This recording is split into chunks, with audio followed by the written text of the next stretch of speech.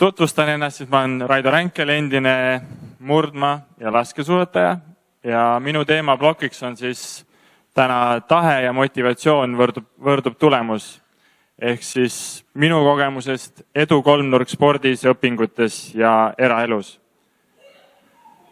Natukese sissejuhatuseks olen sündinud 1990. aastal, nagu Margus ütles, ma ei ole põline võrukas, ma olen üldse Rakvere külje alt Sõmerult. Võrru liikusin alles 2009. aastal, kui leidsin oma praeguse abikaasa ja 4 lapse ema. Et ma tulin siis spordigümnaasiumisse Otepääle ja nagu ikka, spordi kaudu sain oma abikaasa. Et nüüd ma siis olen juba Võru kandis enam kui 16 aastat olnud. Varsti äkki võib ennast võrukaks pidada, või mis? Minu sporditee sai alguse 1998. aastal, 1998, väiksest külast Sõmerult. Seal elas ka endine murdma- ja laskesuusataja Kaljo Ojaste, kes võib-olla oligi väikseks inspiratsiooniks mulle. Ja eelmise aasta kevadel siis lõpetasin nii-öelda tippspordiga lõpparve. Et mind võib seni ikkagi näha rahvaspordiüritustel. Et spordiga ma lõpparvet pole teinud. Mis on huvitav võib-olla selle tippspordi aja jooksul veel, et kui ma olin murdmaasuusataja ja laskesuusataja, osalesin maailmakarika etappidel, siis ma ei tea, juhuse poolest läbisin ma kokku täpselt 200 maailmakarika etappi. Ehk siis murdmaasuusatamises pluss laskesuusatamises kokku 200. Kokku olen siis osalenud 3 olümpiamängudel ja 7 maailmameistrivõistlustel. Põhikoolis käisin siis sealt, kus ma pärit olin ja gümnaasiumi tulin Otepääle spordigümnaasiumisse. Ütleme nii, et ma olen maksimalist ja suutsin küll mitte kuldmedaliga need läbida, aga siiski hõbemedaliga. Ja kuna öeldakse, et tippsport ja sportlaskarjäär pole igavene, siis mingi hetk oma sportlaskarjääri jooksul hakkasin mõtlema ka tuleviku peale. Ja võtsin ette 2019. aastal ülikoolitee ja läksin õppima hoopis teist valdkonda, mida ma olin enam kui 20 aastat teinud, ehk ma ei läinud õppima sporti. Läksin õppima ettevõtlust ja projektijuhtimist. Üllataval kombel õnnestus see ka spordiga koostöös lõpetada ka cum laude. Ja alates siis eelmise aasta juunist sukeldusin nii-öelda erasektorisse ehk läksin nii-öelda sportlaskeeli uuesti, läksin tootvale tööle ja olen finantsjuht kohalikus ettevõttes OptiPro OÜ. Sellest oleks sissejuhatus kõik, alustame ka teemaga, et tahe ja motivatsioon. Elu on üks pidev tasakaaluotsing, kus iga valik, iga eesmärk ja pingutus viib meid samm-sammult edasi. Ja ma ütleks, et selle tasakaaluotsingu 2 märksõna ongi tahe ja motivatsioon. Need 2 mõistet on teineteist tugevalt täiendavad, justkui nagu kompass ja mootor, mis siis sind suunavad ja aitavad eesmärkide suunas edasi ja samuti ka ületada nendel teekonnal olevaid takistusi. Kui rääkida motivatsioonist, siis motivatsioon on see, mis meid käivitab ja annab sulle suuna. See on midagi, miks sa teed. Enne oli juttu siin ka, et mis on sisemine motivatsioon, mis on välimine. Sisemine motivatsioon on see minu puhul kirg minu ala vastu või siis isiklikud väärtused. Ja väline motivatsioon tuleb väljast ehk siis auhinnad, tunnustused või siis kellegi teise ootused. Järgneb tahe. See on sisemine soov või tung midagi ära teha. Seda võib defineerida ka kui inimese vaimset jõudu. Ja tihti on just tahe see, mis aitab jätkata ja vastu pidada, kui motivatsioon kaob.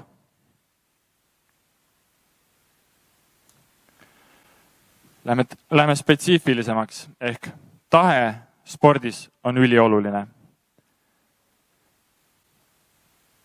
Kuna saavutuste nimel tuleb teha igapäevaselt palju pingutusi, olgu need siis vaimsed või füüsilised, siis isiklikult tundsin seda sisemist jõudu, kui ma pidin iga hommiku alustama uuesti treeningpäeva, kuigi ma olin eelnevast treeningtsüklist väsinud või kurnatud või kohati motivatsioon kõikus. Samuti on tahe olnud toeks minu akadeemilistes väljakutsetes ehk õpingutes, kus igapäevane töö ja keskendumine on ülioluline, et saavutada neid eesmärke, mida ma endale seadsin. Minu puhul tahe olla parim ei piirdunud vaid spordiga, vaid oli ka haridusteel. See andis mulle jõudu ja jaksu ületada neid kõiki takistusi, mis siis sporditeel või haridusteel ette tulid. Ütleme nii, et ma olin iga päev valmis tegema tööd, et kas või sammukene liikuda edasi oma eesmärkide suunas. Igal sportlasel või isikul on oma eesmärgid, olgu need siis väiksed või suured. Võiks öelda, et ma tahaks lisada siia selle viimase kastikese, et tahe ei olnud vaid saavutada eesmärke, vaid ka armastus selle tegevuse vastu, olgu see siis spordi või haridusteekonna. Motivatsioon. Motivatsioon on siis see, mis meid käivitab, paneb meid tegutsema. Motivatsioon on tihti just see, kui me püsime rajal, liigume oma eesmärkide suunas ja meil tulevad ette takistused, raskused, siis just motivatsioon on see, millega me suudame nendest takistustest mööda põigelda või üle hüpata. Minu puhul oli motivatsioon spordis samuti ülioluline. See aitas hoida mul fookust ja keskenduda eesmärkidele, isegi siis, kui treeningud olid kurnavad või võistlused ei tulnud plaanipäraselt välja. Ehk siis tulemused ei olnud sellised, mida ma oleks tahtnud. Samas ma ütleks, et kui ma valmistusin ülikooli kõrvalt laskesuusatamise maailmameistrivõistlusteks, siis ma ütleks, et ei piisanud vaid tahtest, vaid oli vaja ka tugevat motivatsiooni, mis mind sellel teel edasi tõukaks. Tahe on mul alati tugev, aga just selle motivatsiooni leidmisega suutsin ennast paremini realiseerida. Haridusteel olen jaganud motivatsiooni erinevate kihtide tasandil, kus üks osa motivatsioonist oli kindlasti soov saavutada parim võimalik haridustase. Ning teine osa tuli aga sportlikest eesmärkidest. Kuidas efektiivsemalt oma aega planeerida.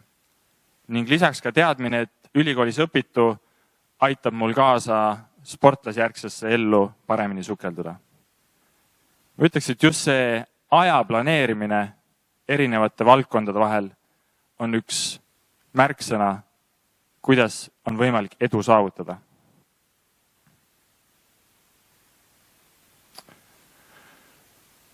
Kui sul on olemas tahe ja motivatsioon, siis see viibki meid tulemuseni. Kuid oluline mõista, et tulemused ei seisne vaid üksikutes saavutustes, nagu medalid, auhinnad, vaid edu seisneb tasakaalu leidmises. Ja ma ütleks, minu puhul ma pidin leidma tasakaalu pere, spordi ja õpingute vahel. Pidin kohati nii-öelda enese arvelt võib-olla mõningaid ohverdusi tegema, et hommikuti oluliselt varem ärkama kui mu pere. Kas siis tegema ära see soovitud treening või ülikooli ajal need vajalikud õpingud, et saaks ülejäänud päeva veeta koos perega. Ükski neist valdkondadest ehk siis eraelu, sport, haridustee ei ole iseseisev. Nad on kõik omavahel seotud ja nende vahel tulebki leida tasakaal. Ülikoolis olles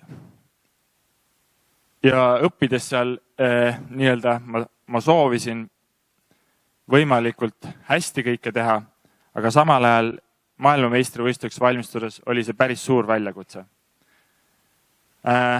Nagu ma ennem ütlesin, see oli võimalik just tänu aja planeerimisele. Et ma suutsin tõhusalt läbi mõelda oma eesmärkide saavutuseks vajalikud tegevused ja igapäevased prioriteedid.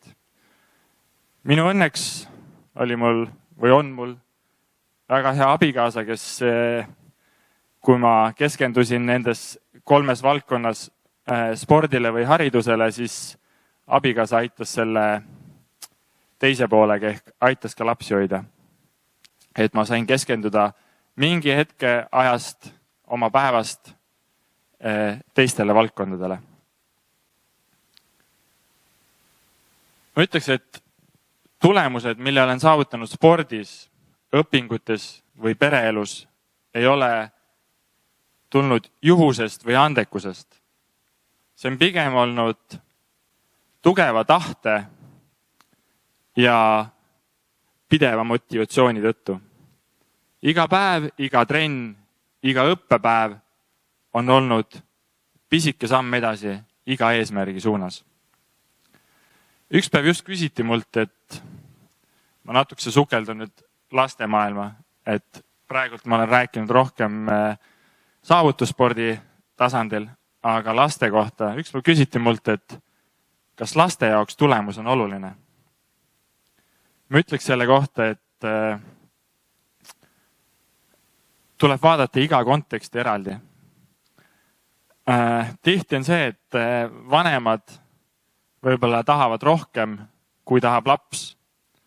Aga kui sa näed, et lapsel on silmis säde ja ta ise tahab, tal on enda oma eesmärgid, siis ma ütleks, et tulemus on oluline.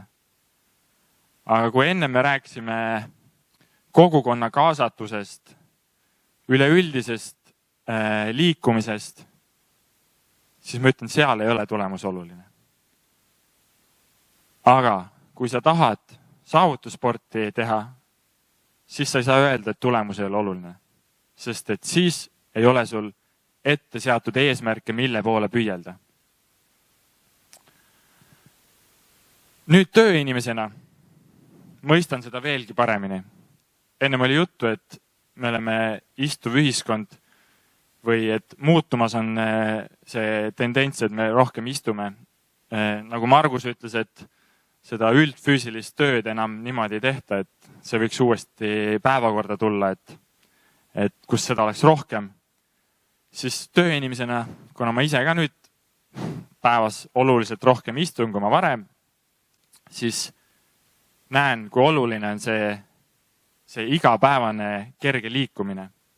Füüsiline aktiivsus esiteks aitab maandada meil stressi, parandab keskendumisvõimet ja lisaks annab veel energiat. Ei ole vaja teha saavutussporti kõigil. Piisab, kui me käime värskes õhus jalutamas ja naudime seda protsessi. Ma tooks ühe näite, mis ma siin viimase 15 päeva jooksul korraldasin meie ettevõttes, tegelikult 2 ettevõttes, ProOptika ja Pereoptika. Lükkasin käima sellise sammu kogumise challenge'i, kus 30 päeva jooksul 15 päeval peab iga inimene läbima vähemalt 10 000 sammu päevas. Ja teate, see on nii hästi käima läinud, et kui meil on ühes ettevõttes 55 osalejat, teises 45, siis me selle 14 päeva jooksul oleme ühes ettevõttes läbinud enam kui 7,5 miljonit sammu ja teises ettevõttes ligemale 6 miljonit sammu. Ja selle 14 päeva jooksul näiteks ProOpticas me oleks, kui me kilokalorid kokku arvutame, siis me võiks rahulikult 400 kilogrammi jäätist ära süüa. Et selline pisike challenge tekitab töötajates ka sellise natukese võistlusmomendi, kuigi seal ei ole see nii-öelda tulemus nii oluline, sa võistled iseendaga. Aga noh, selles suhtes, eks ikka päeva lõpuks selguvad ka päeva suurimad sammukogujad ja kes selle perioodiga üldse kõige rohkem samme kogub. Aga õnneks esikolmikule me auhindasid ei jaga, vaid kõigi eesmärgi saavutatud vahel loosime välja loosiauhindu. Aga ma tahaks öelda veel, et selle eelmiste slaidide kohta, kus oli tahe. Ma käisin pühapäeval Valga-Valka City Runil, kus oli võimalus läbida joostes 5 kilomeetrit, ka käies või kõndides, või 10 kilomeetrit. Ja mis tegi meele eriti heaks, kui meil ennem siin oli liikumispuuetega inimestest juttu, siis seal ühel inimesel oli selline tahtmine, et ta läbis selle 5 kilomeetrit, kuidas selle kohta öeldakse, rulaator ratastega, mis sind toetab. Jah, et ta ise ilma selleta ei oleks suutnud kõndida ja ta läbis selle 5 kilomeetrit. Ja mis, ütleme nii, et ta sai oluliselt suurema aplausi osaliseks kui jooksuvõitjad. Et see tõi päris paljudele seal ka pisara silma. Ja üldiselt tahaks öelda, et see liikumisel just ongi see kõige raskem osa on see esimene samm. Ehk siis motiveerida ennast uksest välja minema. Kuid siin peakski tulema appi just tahe. See on siis sisemine otsus, et ma hoolin oma tervisest ja heaolust. Mul on veel ei ole. Kokkuvõtteks võiks öelda, et motivatsioon ja tahe ongi vundamendiks, millele rajada edu nii spordis, õpingutes kui ka eraelus. Oluline on seada endale selged eesmärgid, rakendada seda tahtejõudu, mis meil sees on, säilitada pidevat motivatsiooni ning mitte unustada, et edu ei ole ainult individuaalne saavutus, vaid sageli ka toetava perekonna või lähedaste panus või kogukonna panus. Me kõik saame koos üksteist panna rohkem liikuda. Aitäh!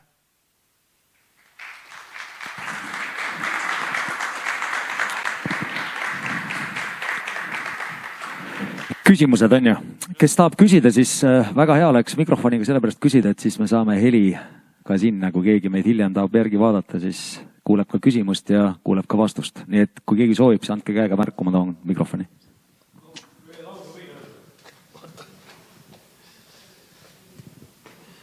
Hea Raido, pagana hea meel on, et ma tean sind ja tean ka sinu perekonda, et annaks Jumal, et selliseid inimesi oleks meil Eestimaal rohkem.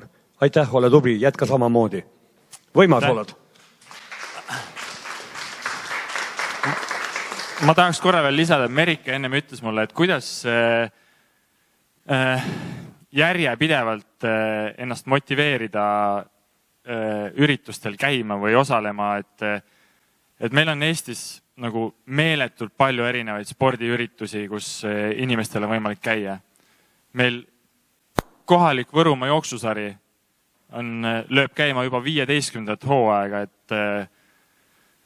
et ega iga inimene võib-olla üksinda ei suudagi ennast motiveerida, sellepärast peabki olema meil tugev kogukond, sõbrad, lähedased, kes meid iga-aastaselt suunavad uuesti sinna võistlusele edasi.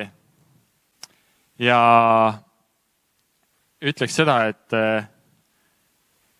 seal võistlusel või nendel üritustel ei olegi oluline see tulemus, vaid just see, et ma lähen kohale, ma näen sõpru, keda võib-olla ei ole pikalt näinud, just see suhtlemisvajadus seal.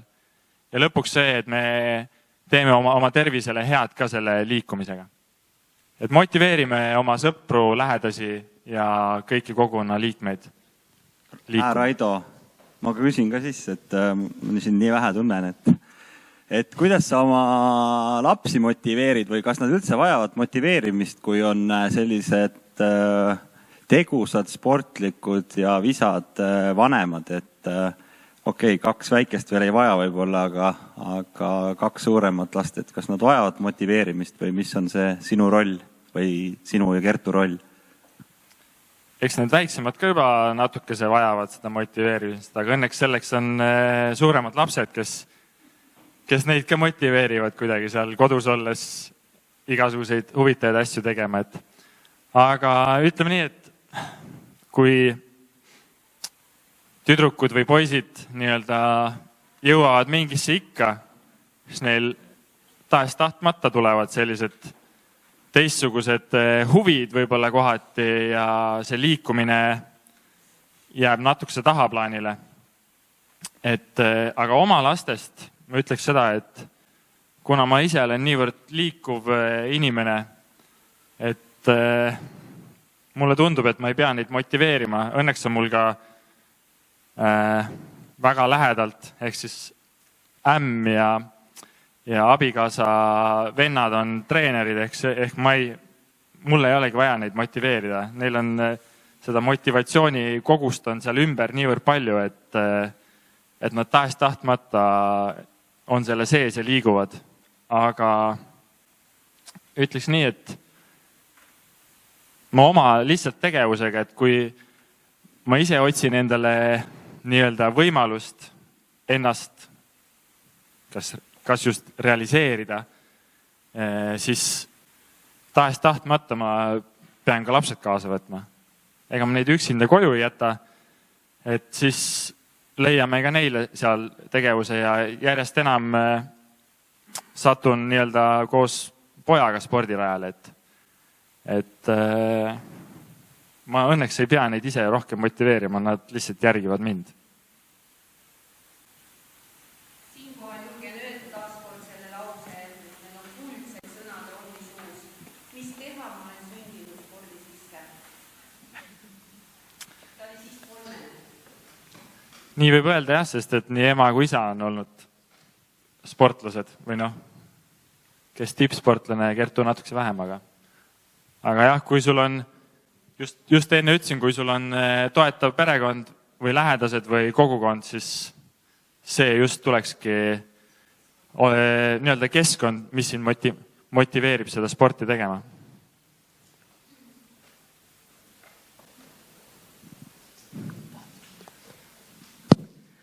Tahaks... Anne Kord, palun. Raido, ma lubasin, et ma küsin su käest. Ühel hetkel sa rääkisid, et sul oli korraga 2 suurt eesmärki. Siis tegelikult on ju see, et sul ei saa korraga olla ju nii palju jõudu ja tahet, et 2 eesmärki korraga täita. Kuidas sa laveerisid nende 2 eesmärgi vahel? Et ei saa olla niimoodi, et sa 2 koha peal oled 100%. No öeldakse, et 2 jumalat korraga ei saa teenida. Tegelikult saab küll. Meil on päevas kõigil 24 tundi, 7 päeva nädalas. Ja varieerub päevi 6. Siis tegelikult inimene vajab uneks 8 tundi, et korralikult välja puhata. Varieerub 6-8 tundi. Aga mis see ülejäänud päev siis? See 16 tundi. Selle sisse annab varieeruda ilusti 4 tundi treeninguid, 3 tundi õpinguid. Palju üle jääb veel laste jaoks? päris palju, ütleks 9 tundi lausa peaaegu. See on ajafaktor, aga kuidas on selle vaimufaktoriga? Aga ütleme nii, et sport ja liikumine aitab maandada stressi ja vabastab su pingetest. Ehk siis tihti ülikooli ajal pikad väsitavad õppepäevad, siis tuli motiveerida ennast ikkagi välja liikuma minema. Ja vahet ei ole, kas seal sadas vihma või mitte, aga pärast uuesti koju jõudes, siis see pea oli oluliselt värskem ja sa suutsid uuesti need õpikud lahti lüüa, näiteks kui oli vaja mingit seminaritööd teha või ükstapuha mida, et see väike aktiivne liikumine tunnike 1,5 lõi nii-öelda aju värskeks ja said jälle 100% nii-öelda teisele asjale pühenduda.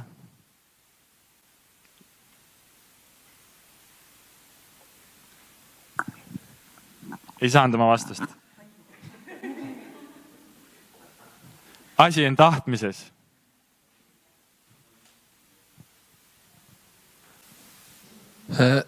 Ma tooks ka veel ühe näite. Ma tunnen ka Raidot võib-olla natukene rohkem kui Anti, nagu ta ennem siin mainis. Siis tegelikult meil on, kui Raido oli tippsportlane, siis tegelikult tippsport oli tema jaoks töö, millega ta siis pidas nagu perekonda üleval pidama. Ja mina olen lisaks sellele ametile olen nüüd 20 aastat olnud samamoodi treeneri ametis ja mul on ema on treener ja vend on ja siis on õde on veel ja siis isa oli kunagi treener.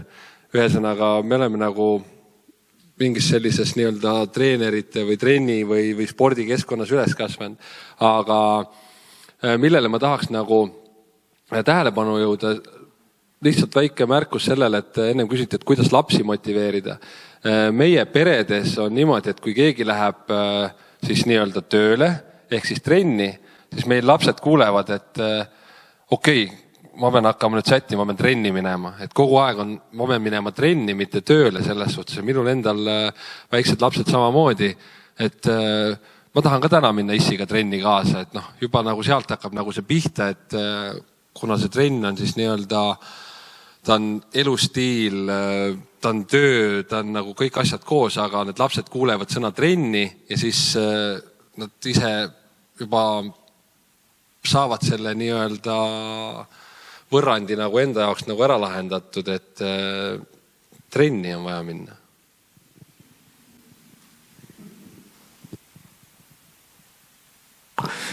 Raido, ma küsin sinu käest ülemineku kohta ehk tippsportlastel ikka, kuna ma olen selle tee läbi käinud ja kes meist ikka medaliga karjääri või kõige parema medaliga, on ta siis maailmameistruste medal või olümpiamängude medal lõpetab, et neid, kes lõpetavad, on väga-väga vähe.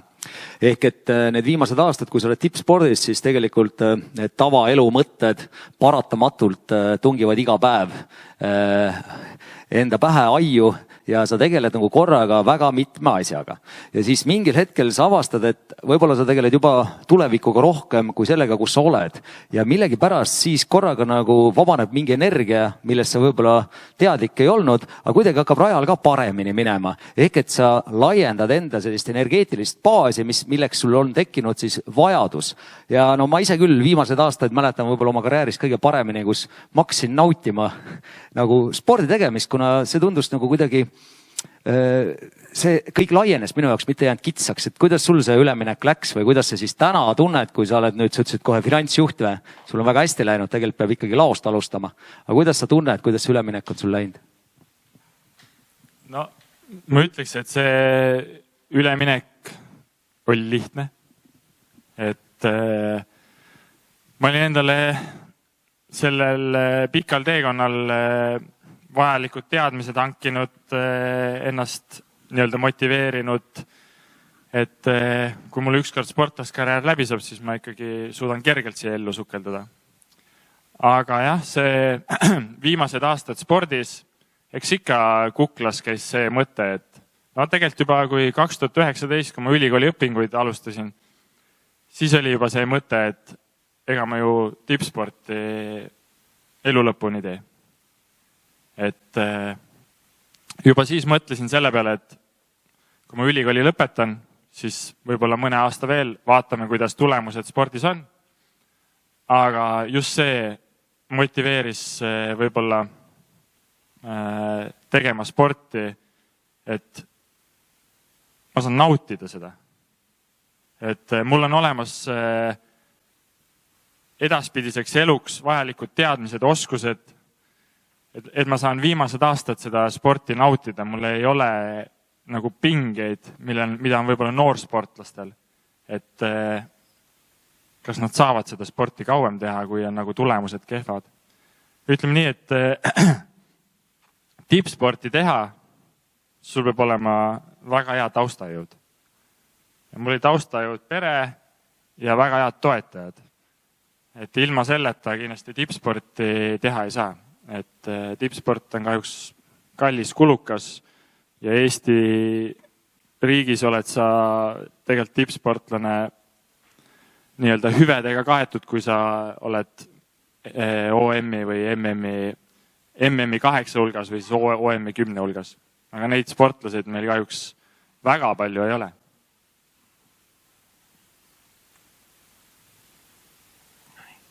Teeme Raidole veel ühe aplausi. Aitäh, Raido!